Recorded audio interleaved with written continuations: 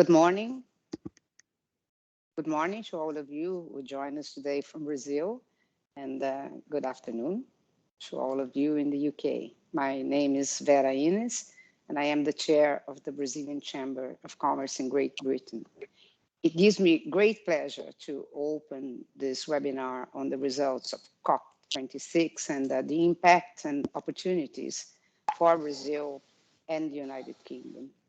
Firstly, I would like to start today's work by welcoming our speakers. We have Agnes Costa, head of the Regulatory Advisory Office at the Brazil Ministry of Mines and Energy.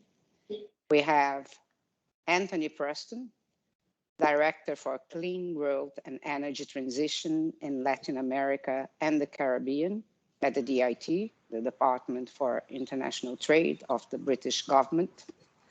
We have Steve Schofield, Head of Climate Policy and Advocacy at Shell. And we have Clarice Rocha, Head of Americas at the EIC, the Energy Industry Council.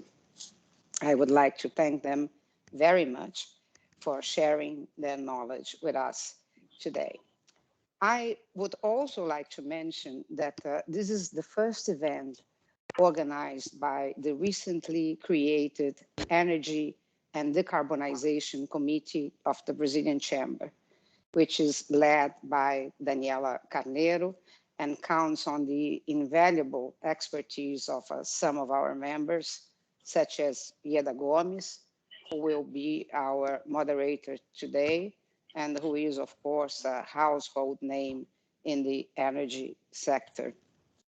The committee is the first one to be put in place amongst other team-based committees that are presently being organized by the Chamber in an effort to bring to our members and to the public at large relevant and sound information on trade and business opportunities in Brazil and in the United Kingdom. So this is what we do, and we encourage you to actively participate in occasions like this one, and indeed to join the Chamber, should you be interested in participating more actively in one of our committees in your area of expertise. So without further ado, I would like to invite Daniela Carneiro to start today's work. Thank you. Thank you, Vera. Good morning, good afternoon, everyone. As Vera said, I'm Daniela Carneiro, head of the Energy and Decarbonization Committee of the Brazilian Chamber. The committee was recently formed to essentially do two things. One, to provide greater focus in a core area for Brazil and UK trade relations, which is energy, and of course, decarbonization, which is a very key topic at the moment. But also to increase the opportunities for our members and like-minded industry players in Brazil and the UK to exchange market perspectives and ideas, and also to create real business prospects. We are going to do this through the organization of webinars, such as today's, and as COVID eases, increasingly through face-to-face events, which will provide a much better networking and interaction opportunities.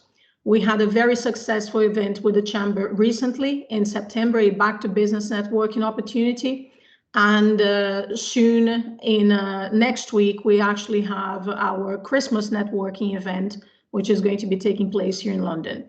We do believe that these face-to-face interactions are also crucially important for business. As Vera said, we're very fortunate in the committee to count on the support of important members of the Brazilian Chamber, amongst them Shell, who's represented by Steve Schofield, the EIC, who's represented by Clarice Rocha, and also Ieda Gomes, who, like Vera says, is a household name and has a very illustrious career in the energy industry, serves on the boards of various leading entities, including the Brazilian Chamber. Steve and Clarice are in the panel, and Ieda also, of course, doing the moderation. I would like to mention that the committee also welcomes approaches and contributions by members of the Chamber with energy sector expertise. So if you'd like to get involved, feel free to contact me. Finally, I'd like to add my thanks to Veras for the participation of all the speakers today on what is our inaugural event. I'm delighted to have such an illustrious panel talk about COP26 and discuss how Brazil and UK can benefit from the opportunities it creates. I'll now pass to Ieda Gomes. Thank you very much, and I look forward to a wonderful event. Thank you very much, Daniela. Thanks very much, Vera. I will do some housekeeping, the unpleasant part, but necessary to keep this conversation fluid. In terms of housekeeping, I would like to remind you that we are recording the event, and you make sure, please, that your microphone is on mute. So only the speakers will stay there, and keep your camera turned off as well, please. I also would like you to ask questions throughout the event using the chat box. Please do it. I'll be monitoring the chat box, and I will convey your questions to the participants and the panelists as well. So first of all, I would like to invite Agnes Costa. Agnes is calling from Brasilia. Thanks, Agnes, for so far away. And she's the head of a regulatory advisory office of Brazil, Minister of Mines and Energy. And Agnes is a very, very keen participant in the decarbonization agenda. She's been speaking numerous events representing Brazil in domestic international conferences. And she's been in Glasgow. That is very important. So Agnes, the floor is yours, please. Thank you, Ieda. Thank you, everybody. I'm very happy to be here, and sorry for my delay, just running here with other things. So I think it's very important that we are here and keep discussing what has started or is being discussed in all these COPs recently. I have been at Glasgow with Minister Bento because we think that our agenda in the energy and mining ministry is really helping Brazil and the world to move forward in decarbonization. So we had like a role to play there. There was this energy day where we presented the studies that we have here about our policies and the results, and also other prospects that we see that are promising, for example, hydrogen, offshore wind. So these are subjects that were very important and discussed at COP26. From our side, we think that being transparent about these policies is very important. This hydrogen agenda, for example, is one of the newest, and one of our commitments, inclusively through the high-level dialogue on energy mandated by the General Assembly of the United Nations this year, is related to create a knowledge base about hydrogen so that we reduce gaps, information gaps, and enable investments. In fact, this is what we want. We have to think that Brazil is a country in which in the energy and mining sectors, the investments are private. There are still some small, not that small in oil and gas, for example, but there are some state-controlled companies, but the big ones, they are all publicly listed. So the rules are really designed for the market to function and work. And we are undergoing two structural reform agendas, so in the natural gas market and in the power sector, so that we enable these rules and these markets to accommodate new technologies, new businesses, new business models, so that the country continue in this transition agenda. So when we depart from a very privileged position where our electric power matrix is essentially clean, so 85% of the power produced in Brazil is clean, does not emit any greenhouse gases, and our energy mix is I think 50%, will become 50% clean by, I think, next year. So it's a privileged position. But on the other hand, we also know that we are a developing country, that there is a lot of work being done in the government for economic and social inclusion. And we know that social inclusion means also an energetic inclusion, so that we know that consumption will grow. And then there is this continuous work on planning studies. They are indicative, but they help us to see how these matrices can evolve, what kind of new disruptive technologies are there. So we have two planning studies. They look at 10 years ahead and 30 years ahead. So the 10 years ahead planning study, we know that it has some inertia in it. So a lot of projects and that have been already procured that will start operating in the next 10 years. But the 30-year plan, it's better to give us this idea how we can incorporate more decarbonization with security of supply. I think every country is interested and preoccupied with this, but also enabling sustainable development and diligent development of all energetic and natural resources that we have in Brazil.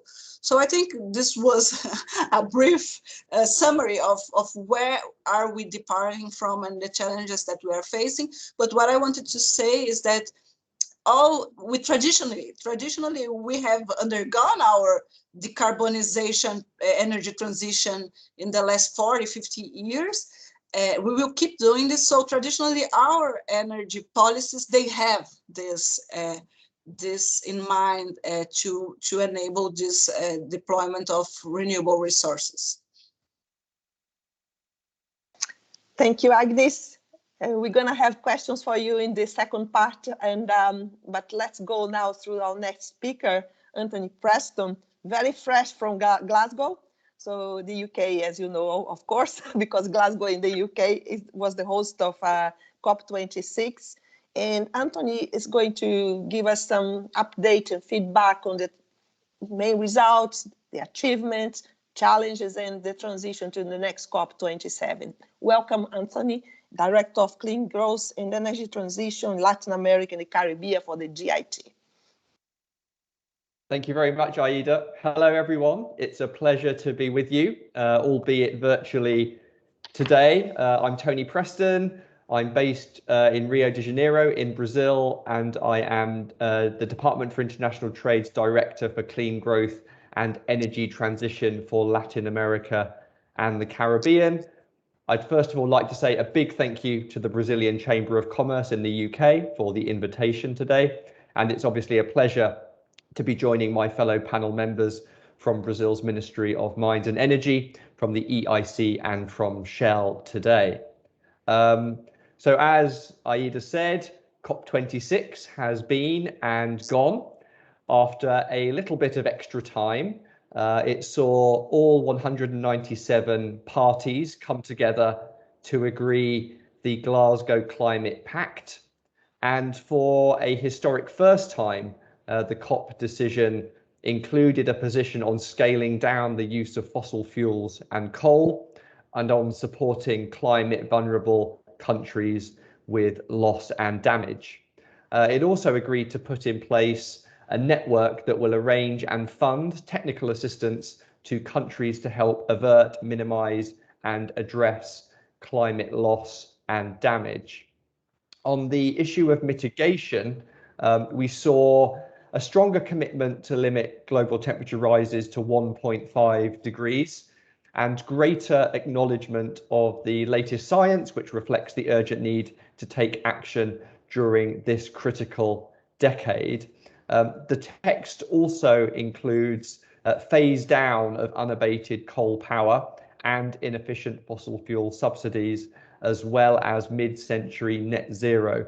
And this language has never been included in the UN text before. Some parties that did not submit nationally determined contributions or new NDCs are requested to before COP27 in Egypt, as well as to produce some long-term strategies that set out plans to reach net zero commitments by the middle of the century. And as COP26 President Alok Sharma said, we have kept 1.5 degrees alive, but the pulse is weak and it will only survive if we keep our promises and translate commitments into rapid action. The UK government now holds the COP presidency until COP27 in November 2022, which will be held in Sharm el-Sheikh. This is going to be a really busy year, ensuring that we keep the momentum of the Glasgow Climate Pact to push parties for greater ambition and action to keep 1.5 alive. Countries are expected to revisit their emissions reduction targets throughout the year and strengthen them in line with Paris Agreement requirements. So, I think it's fair to say the job is far from done. We are all aware of the recent reports by the IPCC that demonstrate the urgent need to take global action in response to climate change. We need to secure a greener and cleaner future for all of us, specifically and especially the countries and communities most vulnerable to climate change and already being impacted by it. And if we link climate to the impacts that coronavirus has had on the global economy and global health, I think it's fair to say that each of us, whether working at a federal level, subnational, in business, in civil society, in academia, faces a choice between laying the foundations for solid, sustainable, inclusive growth or falling behind and suffering the consequences in the coming decades. So from a UK government point of view, the required response seems pretty clear. We want to bring together states and cities, development banks, investors, civil society, academia, and others to help facilitate access to investments in cleaner alternatives for all. And the UK believes that green or clean growth is absolutely possible. Since 1990, the UK economy has grown by 75%, but at the same time, we've reduced our emissions by 43%. We did this by working together with the private sector, building new networks, new targets, and new facilities, and supporting technology and innovation as well. And we believe that by investing in clean technologies such as wind, bioenergy, solar, hydrogen, the UK can support a global shift and a new green industrial revolution. And to build momentum for this, Prime Minister Boris Johnson has previously announced a 10-point plan for a green industrial revolution. This will mobilise over £12 billion of new government investment to create 250,000 new green-collar jobs in the UK and to deliver on our own net zero commitments. These 10 points include advancing offshore wind, driving the growth of low-carbon hydrogen, delivering new and advanced nuclear power, accelerating the shift to zero emissions vehicles, green public transport, cycling, walking, jet zero, so aviation developments, and green shipping and maritime, greener buildings, investing in carbon capture, usage and storage, protecting our natural environment, and green finance and innovation to underpin and make all of that possible. I hope that was the 10 points in the plan. And these 10 points were built upon more recently by the UK Net Zero strategy. And by growing domestic capability and success in these areas, we believe that the UK will be better able to support other countries, states, regions, and cities to go further and faster with their own clean growth ambitions. And this is why the cooperation that we have developed over the years with our Brazilian partners is of great relevance to the UK government and great importance to us.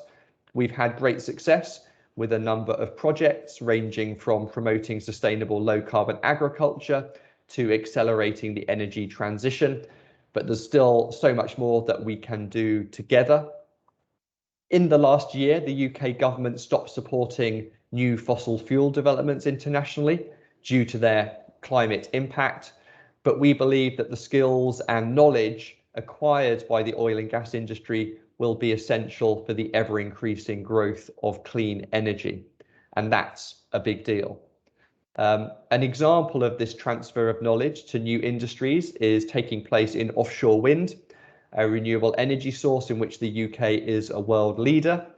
This sector now accounts for around 10% of electricity in British homes, and with a forecast of creating over 60,000 new jobs by 2030.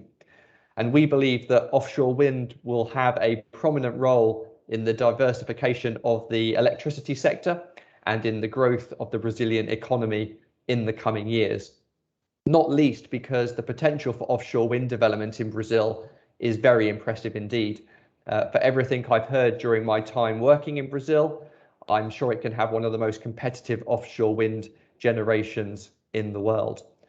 This will require a credible regulatory framework and a strong commitment from across government, federal and local, to developing a market that takes full advantage of the enormous potential that exists in the sector. And we look forward to progress on this in the coming weeks and months. In addition to offshore wind, the UK government's energy programme in Brazil is also working to support the development of other sectors: solar, hydrogen, biogas, and waste to energy. Its overarching goal is to support policy and regulation, to increase research and development and innovation, and to help build capacity and technical assistance to support Brazil's energy transition and to enhance energy security and affordability across the country, creating the environment that businesses need in order to export and to invest. And further along this road, we see the potential for utilising the offshore skills gained in the deep water oil industry to support the establishment of thriving offshore energy sectors in Brazil. The UK's oil capital, Aberdeen, which has strong connections with and in Brazil, is now a hub for new renewable technologies. So despite the current challenging situation that we all face, there is plenty of opportunity for growth and reasons for optimism, and importantly for today's session, more collaboration. In Glasgow, we saw Brazil's engagement and contributions in line with the country's important role as an environmental and agricultural power. There was a very large Brazilian delegation. In addition to government, we had representatives of civil society, including youth, indigenous people, and representatives of the Black movement too. Ministers, parliamentarians, governors, mayors, and the private sector were all there in force and with strong dialogue with British and international actors. For example, we launched the SMI Brazil Race to Zero Investor Forum with His Royal Highness the Prince of Wales, which helped connect Brazil's zero emission committed states and cities to interested investors. Brazil also announced a more ambitious emissions reduction target, and we trust that Brazil will soon submit the formalization of its new NDC, as it did in relation to its goal of net zero by 2050. Now, in the next few weeks and months, it's all about implementation, implementation, implementation, and we will work together with Brazil on this front. Before COP26 started, we were really pleased that the UK government was able to support the visit of Brazil's Minister for Mines and Energy, Minister Bento, to an offshore wind facility in the UK. He also discussed this and other issues with the Prime Minister's newly appointed trade envoy for Brazil, Mr. Marco Longhi, MP. And we expect that Mr. Longhi will be visiting Brazil in the coming weeks. Brazil's energy plans will be central to his visit and his discussions as we look to further increase UK engagement in this area. Thank you very much. Thank you. I look forward to the Q&A session. Thank you, Tony. Certainly, we're going to have quite a few questions for you. And I think we now move to another part of your panel. So we can see the role of government represented here by Agnes and Tony in terms of policies, regulation, right incentive. But climate change will not happen without the other part of the equation, that is collaboration with the private sector and business. And that's why we invited here two representatives of the private sector business that with the ingenuity, their collaboration will make a difference in terms of making it happen. So I'll start with Steve Schofield, that's the head of climate policy and advocacy at Shell. It is our pleasure. Shell is a member of the Chamber of Commerce and a very long investor in Brazil and a big partner in lots of initiatives in relation to clean energy. Steve, the floor is yours. Thank you very much. Thank you, Ada, and really delighted to be on this distinguished panel and to give a perspective on COP26 from Shell's point of view. So as indeed has been mentioned, we have been active in both Brazil and the UK for well over 100 years.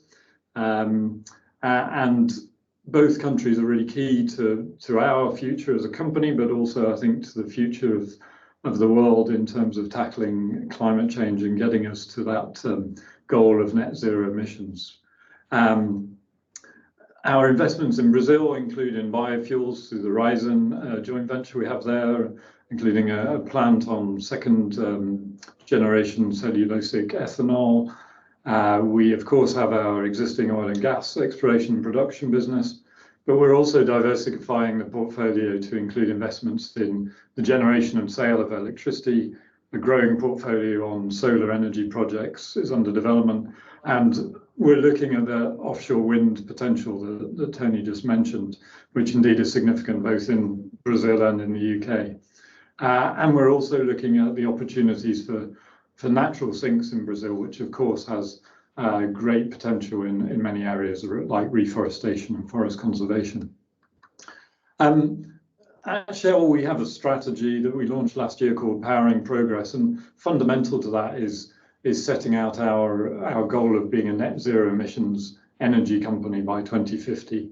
And that includes covering the emissions from our own operations, but also those of our customers, which, as I'm sure you appreciate, at the moment account for most of our emissions footprint.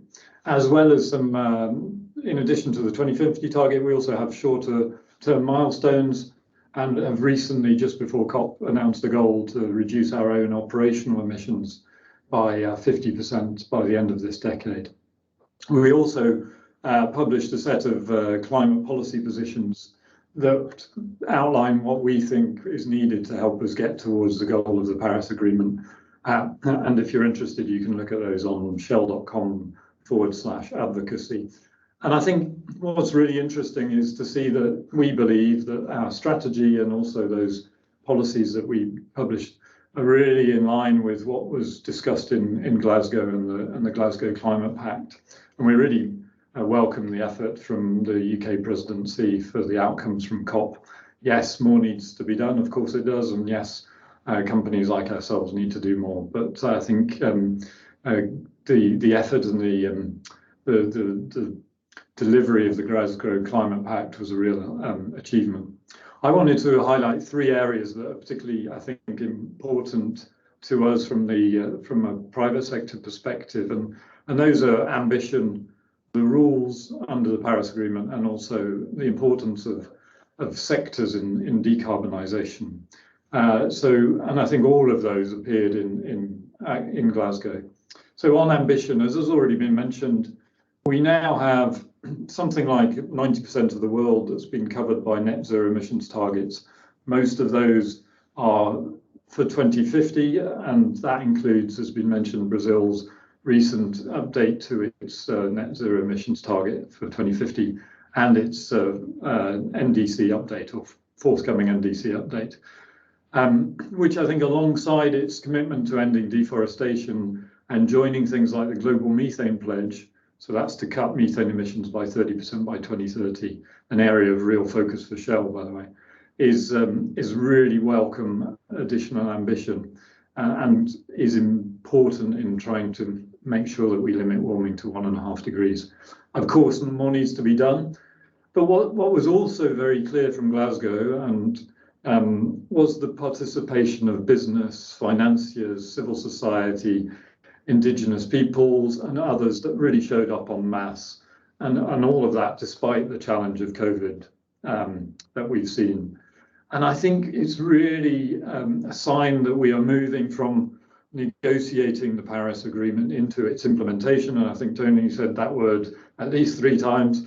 And I think that is the real key.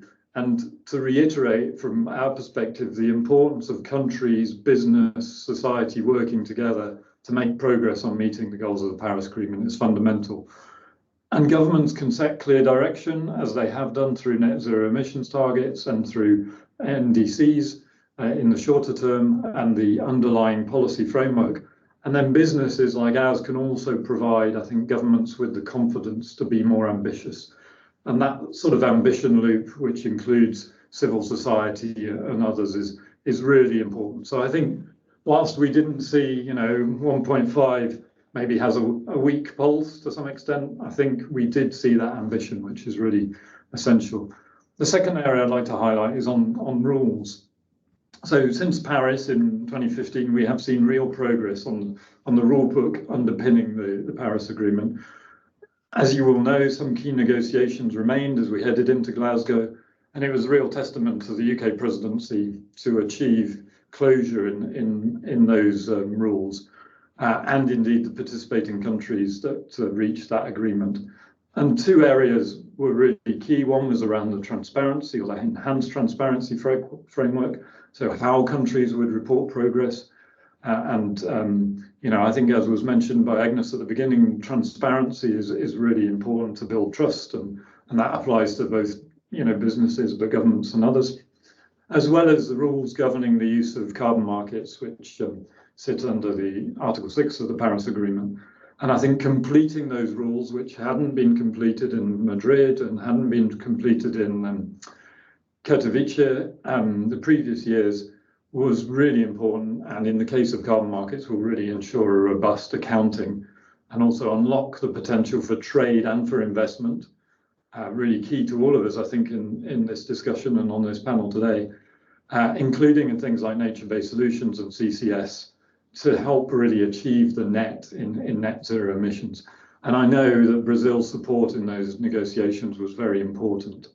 And I think Brazil can really benefit from the use of forest carbon credits, and it might be a good opportunity to also progress its domestic carbon market policy that I know has been worked on. And I think, hopefully Glasgow will give confidence going forward to Brazil and others to continue. So ambition, the rule book, and then thirdly is about sectors, and this is an area that Shell has been talking about for quite a while. But I think Glasgow and COP26 was perhaps the first time that we saw real focus on decarbonising high-emitting sectors like aviation, like shipping, like heavy industry, cement, steel, and also a real enhanced coordination between governments, institutions like the IEA or the Clean Energy Ministerial, parts of the UN, and then business to make progress. And commitments were made by governments and business to make progress this decade. And I think that's a real achievement, because driving demand for products like sustainable aviation fuel or hydrogen, which have been mentioned previously by the other panelists, in areas like heavy industry will be key to tackling emissions from those sectors, and really requires a coordinated approach. And so, we saw announcements around green shipping corridors, we saw announcements around decarbonisation of aviation, around heavy goods vehicles, we saw announcements on heavy industry, we saw announcements around innovation. Hydrogen was a strong theme, as has been mentioned.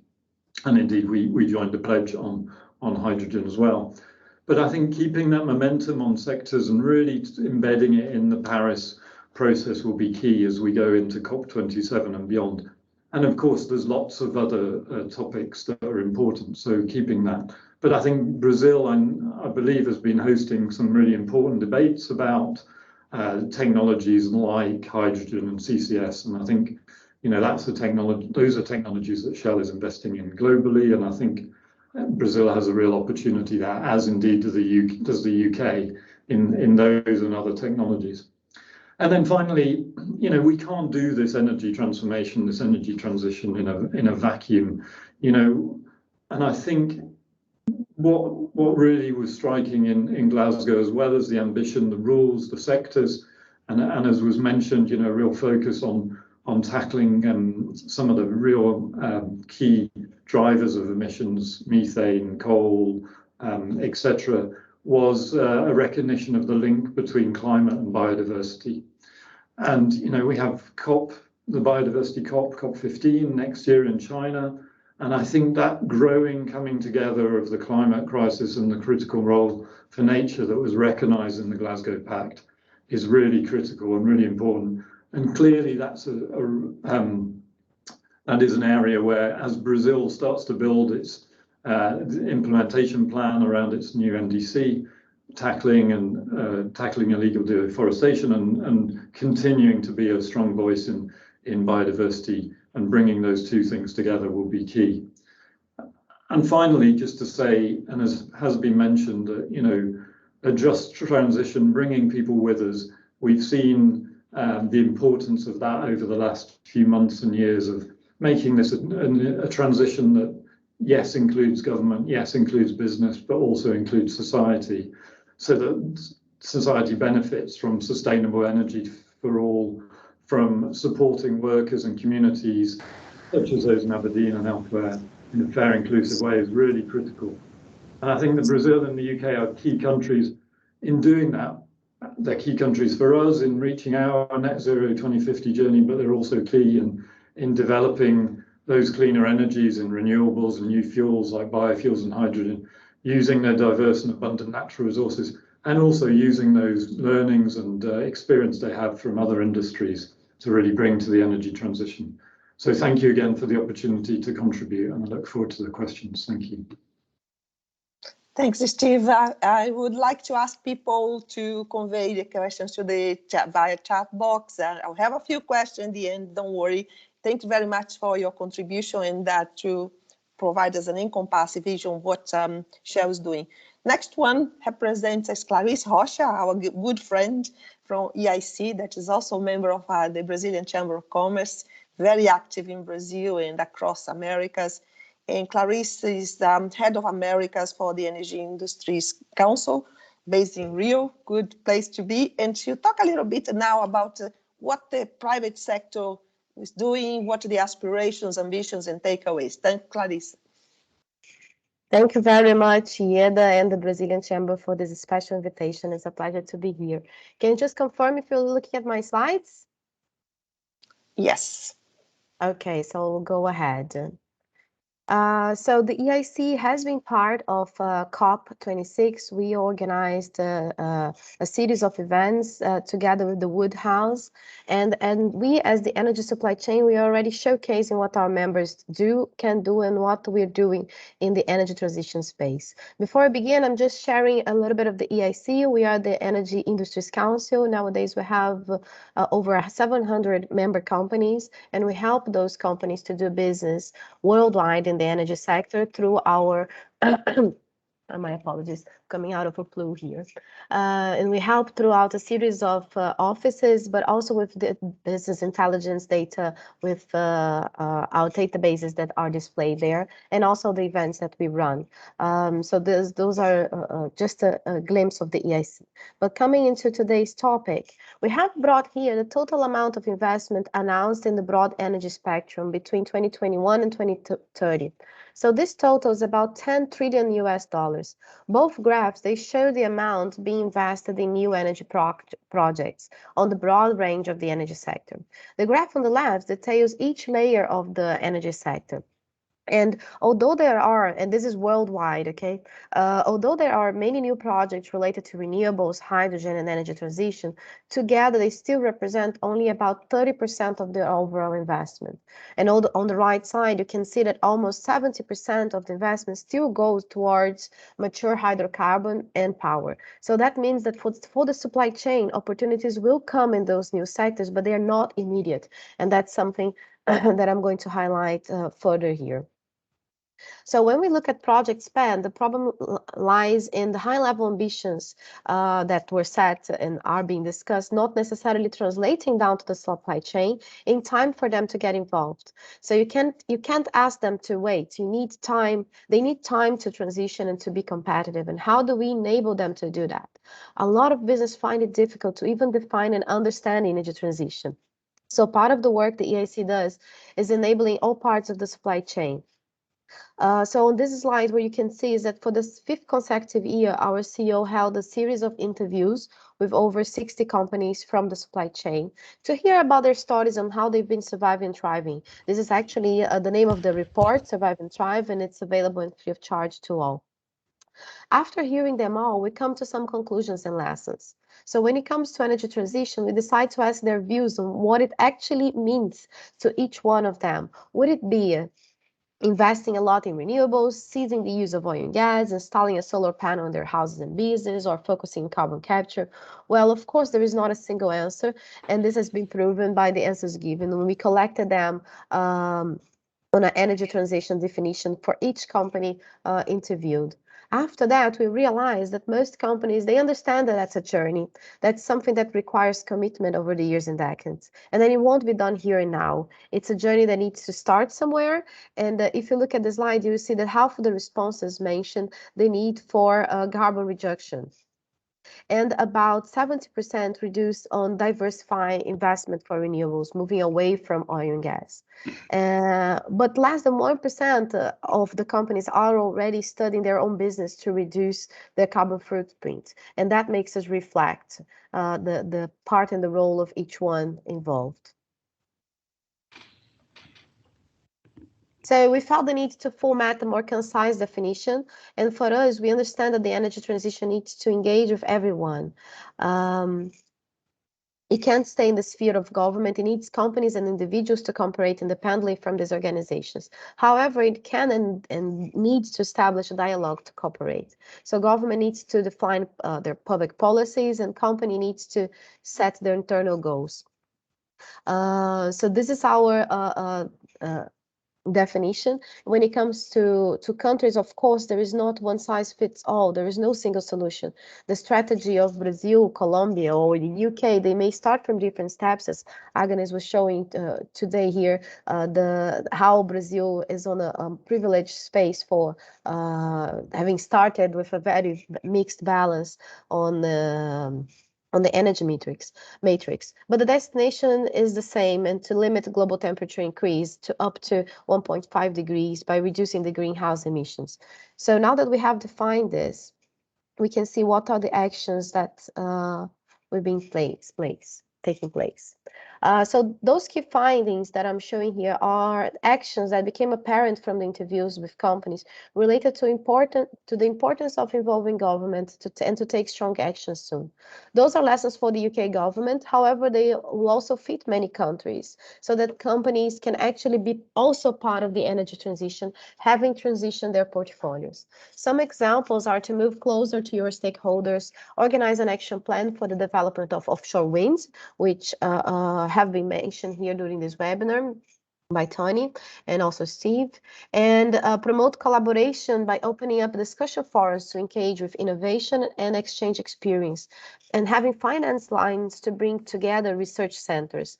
So in this sense of collaboration, one of the initiatives the EIC is directly involved in is the UCASC, which is a UK task force involving organizations and suppliers of the British supply chain in order to ensure a more readily transition to a green economy, as well as boosting, of course, exports and increasing internationalization. Several institutions and organizations representing the supply chain sat together with government to discuss the way forwards. The initiatives, they enable all technologies to come together and share best practice. This collaboration and not a competition allows this to move to a faster pace. The top-level developers and big contractors hopefully can work together to achieve a net zero ambition. For example, the Fit for Nuclear project used to help companies to move into the nuclear sector, and this can now be used so to make sure that there is capacity and skills are there. Instead of each developing their own plans, they are now sharing of good practices and working with government officials to make sure that there is green funding available for companies from 1 to 7 million pound turnover brackets. So big companies, they won't have an issue necessarily, but we can replicate the policy that has been implemented, for example, in offshore wind, into sectors like hydrogen and CCUS. This working group aims to broaden the voice of the industry and government to support the development of public policies and able to enable the energy transition. We realize that there is a need to help the supply chain to transition into newer technology, and earlier in the year, we've asked companies on how long will it take to transition. And the answers surprised us, as they mentioned it takes at least 5 years to develop the new different technology and about 10 years for them to be competitive. So we are saying that projects that will come alive in 10 years, we're saying that projects will come live in 10 years, but no companies will invest now in people capacity and machinery if it's not guaranteed. So lack of clarity on technology, funding, and timing, they are all real issues for the supply chain when we translate what's been discussed in COP. So one of the main objectives is to strengthen the British supply chain and with capacity with technology is crucial for the implementation of energy transition, sharing best practices and collaborating to complement the sectorial activities that are of great value to regional and sustainable actions. So COP in Glasgow is just one COP, and accountability is key for the next one and the next one for business to provide what is required. Bigger companies, they will have the buy-in. They can afford to make the path sooner as they are big enough to afford the risk. And it's great to have tier 1 and EPC contractors involved. Smaller companies, unfortunately, won't have that buffer. So how do you anchor your own supply chain? What are the barriers that they face over and above what COP has delivered? If things are not in place, then energy firms will transition. However, they will go into other sectors like defense or pharmaceutical or manufacturing, and they won't stay in the energy sector. And we can't take that, they can't take that level of risk. I realize I posed a lot of questions, but that's the reality. There's a lot of things that need to be understood. The takeaways were amazing setting where we need to go, and now we need to address on how do we get there together. So I'd like to leave my contact details, and if you'd like to understand more details, the energy opportunities globally and how to take part of the ESC membership, please feel free to reach out to me. Thanks, you, Clarice. Thank you very much. Very clear. Long road to go. So before we start to, asking questions to the representatives of business, I will go a little round with the representatives of the governments, because as you mentioned, governments have a key role in encouraging, making policy happen, regulating. And I would like to have some comments from Agnes and Tony about the following.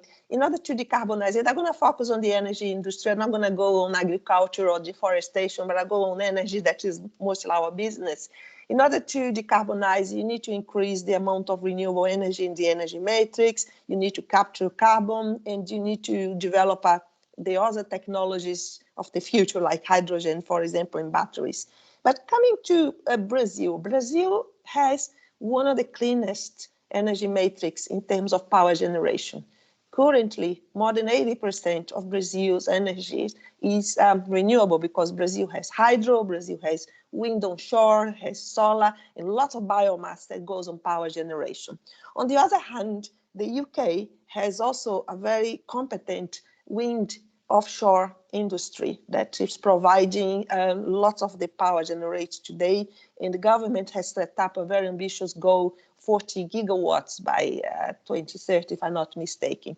So my question for you in terms of decarbonizing the energy sector and what the government can do to help is twofold. One, for Agnes, we see lots of countries in South America positioning to become exporters of the energy of the future. For example, exporting green hydrogen, exporting green ammonia. That's the next vector to decarbonize the last mile.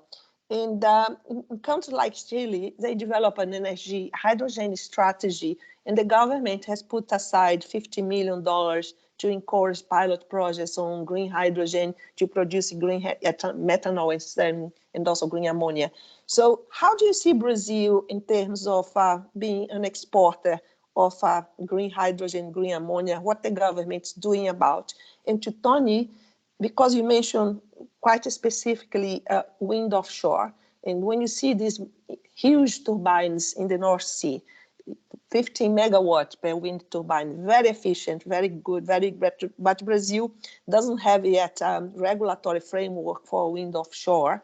So how the UK can help support, in which specific areas of wind offshore you can support Brazil in terms of developing wind offshore program?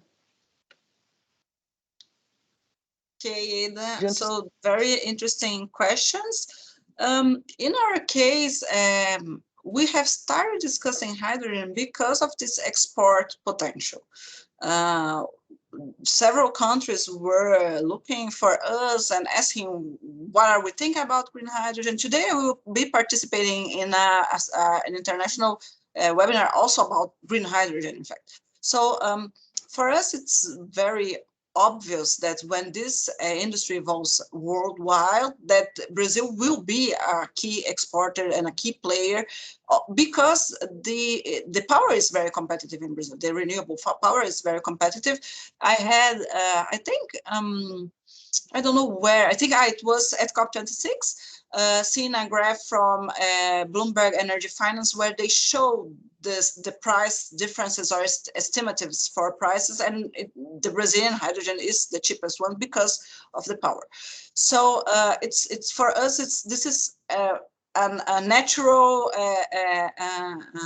potential for Brazil. But on the other hand, when we started then thinking, how do we develop this industry? We saw that it doesn't make any sense if we develop the industry only looking into exports. Because when we think about decarbonization, carbon markets, carbon pricing, with time, we know that there might be a paradigm shift towards renewables everywhere, or clean energy everywhere. And then the country needs to be ready to benefit, to use this hydrogen also in its industrial processes, in its industries. So, so what we have done along 2021, when we designed the directives for the National Hydrogen Program, was thinking about how to develop the industry and the market in Brazil, and of course for exports. And then I liked a lot this experience with the UCASC, because it's what we are now thinking about, is how do we design or develop supply chains that might be important for Brazil and also for the region. So there is now a very hot discussion about hydrogen in the region. How can we work collaboratively together, discussing hubs, infrastructure, and industry development? So this is how we see it. I think exports might be one of the ways of selling and a part of the demand for the hydrogen, but we have to prepare the country to consume it as well. It'll be a big market, I suppose. Tony, can you comment?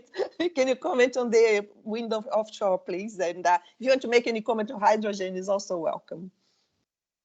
Thank you, Aida. So yeah, just on offshore wind first, this has been a real area of focus for the UK government's partnership with our friends in Brazil over the last few years, and it's one that I think is going to continue in the coming years as well.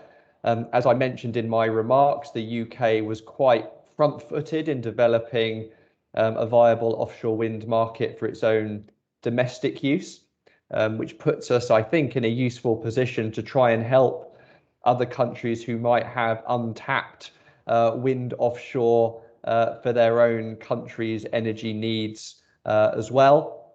Brazil is certainly one of the countries we're talking to about this, and then in the Latin America and Caribbean region, there are others as well, including Colombia and some Caribbean island states too. You know, in terms of the UK experience and how we aim to share this, I think it's across the journey, if you like. So it's not just about the technical kit or the goods or the services. It's about, you know, any useful experience we can possibly share around our setting up of the industry, establishment of the sector, regulatory framework, tax regimes. I think it's also important, as I mentioned, to think about jobs and transitioning workforce from doing work in one sector to those sectors which are going to be viable and create new opportunities going forward as well. So thinking not only at the big picture, but thinking about the workforce and the communities that are going to be affected by the energy transition as well has been central to the UK's approach. My understanding is at the moment there are over 20 requests for environmental licenses for offshore wind projects in Brazil. Obviously, we wait the next step of the regulatory framework to be established, and I think this will open the sector and we'll see it grow exponentially in the coming years. And our approach from the UK point of view is to continue to support and to be ready to help when those regulations are in place, to make sure the UK is there to be as helpful as possible. When I started my role here in the region a couple of years ago, hydrogen was bubbling under as a kind of topic for discussion. But in the last year, I think it's become very, very, very hot, much more front and center. And as Agnes said, there are conversations about this in Brazil, and Chile as well is a country where we are heavily engaged, both sharing UK policy experience, but also introducing partners to UK industry and UK academia as well. And we'd be very happy to do that for our friends in the Brazilian government and private sector going forward as well. Thank you. Thanks, Tony. In the past, actually, when I was running the gas company in São Paulo, 40% of our town gas was hydrogen, but that's the story of the past. We can comment later.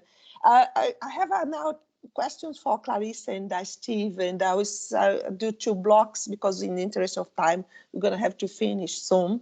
In terms of decarbonization, we talk about renewable energy, but one thing that I see Shell very active is on nature-based solutions. And Steve, can you detail a little bit more? How does it work? How you can do things in Brazil in terms of nature-based solutions? And Clarissa, in terms of methane reduction, you have a huge amount of partners to the EIC. What your companies are doing in terms of developing solutions for methane reduction? That was one of the highlights of COP26, the commitment to reduce methane emissions by 30% by 2030. Thank you. Clarice, do you want to go first? No, feel free. Okay, thank you.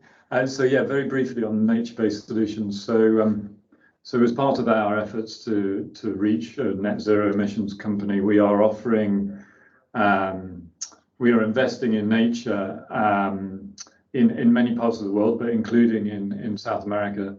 And the real intention is to complement efforts at avoided emissions and reducing emissions. We're also developing opportunities to compensate for emissions that are difficult to avoid or reduce at the moment. And that in particular includes in our customers' emissions. So if you go to a petrol station in the UK, Shell petrol station, then you have the opportunity to compensate for those emissions from the use of our products, and that then drives investment into nature products in particular. What we're very keen on, though, is that these investments are of the highest quality and that they represent real, genuine reductions or mitigations of carbon, but also come with benefits to the local community and to biodiversity. So we have a big sort of program looking at how we can ensure that what is investment in nature-based solutions is very robust. But happy to talk a bit more about that offline, but I realise we're running short of time. So Clarissa, over to you. Thank you, Steve. I think in our side, yes, that we do have a lot of companies active in the methane reduction, especially as this is becoming more apparent on the oil and gas sector. Some of them, they have shared their case studies on the Survive and Thrive report that we have available. And for the EIC specific, what we're trying to do is to act as a bridge, so to allow this innovation and the collaboration among the industry players. So I think those are a few areas that we're working on. I think one particular example is like from a shipyard that has migrated from oil and gas to offshore wind. So it's trying to be the UK yards migrating also to offshore wind. So this is not specifically on this, but it does help. But there are some case studies available in our Survive and Thrive report. Thank you. Time goes fast. We could stay the whole day here, but unfortunately we have to finish soon. And I thank you very much, all the speakers, for this outstanding participation, for your collaboration. Now I give back the word to Daniela Carneiro, that will finish the event. Thank you very much, Ida. And thank you very much to all our panelists again, Agnes, Tony, Stephen, Clarice. This was an incredibly rich discussion. And thank you, Ida, for your expert moderation. I'd like to say that the caliber of our audience today demonstrates the importance and the appetite for debates on the energy and decarbonization space. And we look forward to building on today's event success. Our next planned initiative is a face-to-face event in central London, probably next February, early February, where we look to further develop some of today's themes as well as new ones, exchanging ideas and exploring real commercial opportunities. Please watch the space. We'll release some more details as soon as possible. And for now, thank you all for joining. Have a wonderful morning or afternoon, rest of the day, wherever you are. Thank you. Thank you. Bye-bye. Thank you all. Stay safe. Bye, everyone. Bye-bye. Bye. Bye.